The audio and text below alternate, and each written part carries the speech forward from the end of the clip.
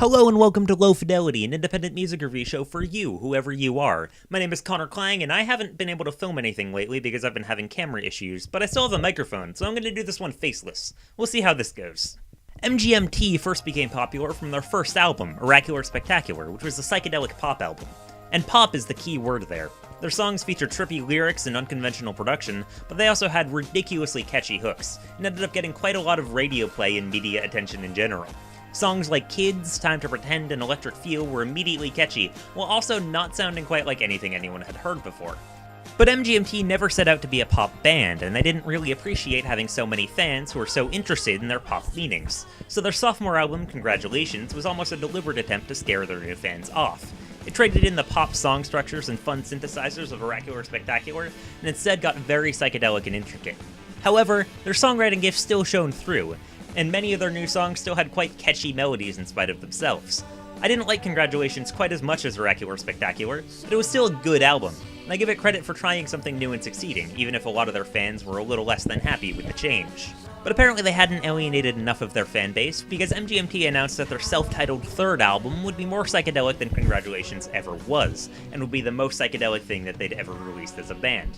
Initially, I was okay with that, since I liked Congratulations enough and I knew that they had the songwriting chops to continue to make songs I was interested in, no matter how trippy they were.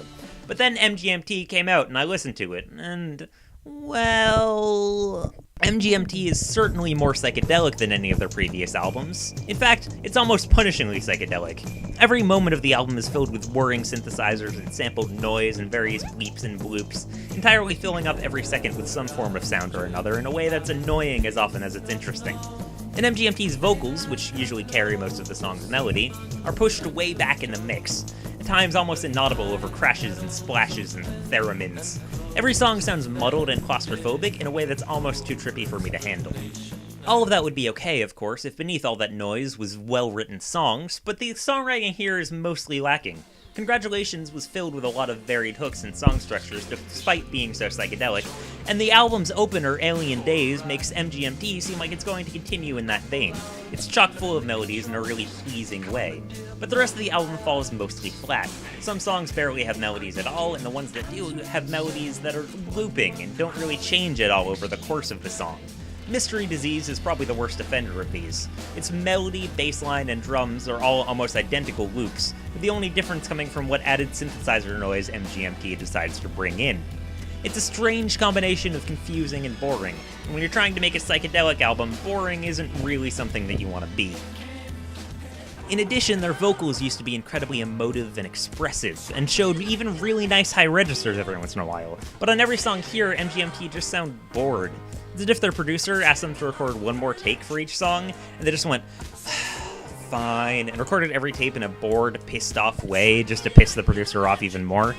There's no passion found anywhere here, and that lack of passion is really grating and uninteresting at times. Your Life is a Lie is a good example. It has the best hook of any song here, and also ends before it can drag on for too long. And the background noise is all really energetic and exciting, but MGMT's vocal just sounds passionless and lethargic, which took me out of what was otherwise an energetic song. And that could have been a choice that they made on their own, but if it was a choice, I disagree with it, because I find it makes their songs just sound passionless and unexciting.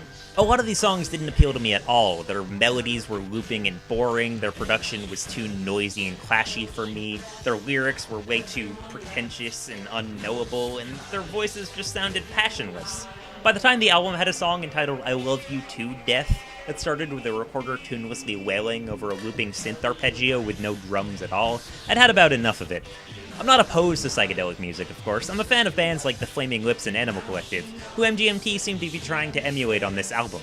But on their best songs, they pair their mind-bending production with great songwriting, and MGMT failed to deliver that here.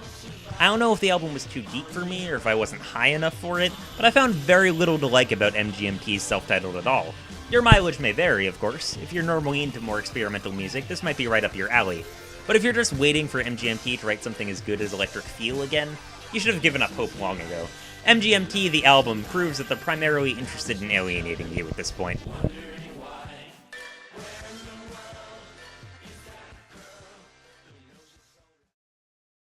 I know saying let me know what you thought of this video in the comments is almost a cliche at this point, but seriously, let me know what you thought of this video in the comments and whether I should do more videos without you being able to see my face. Because it was fun to make, and I'd like to do more of these, but only if you guys would be into it, because otherwise what's the point? Alright, that's all I have to say here. Take care.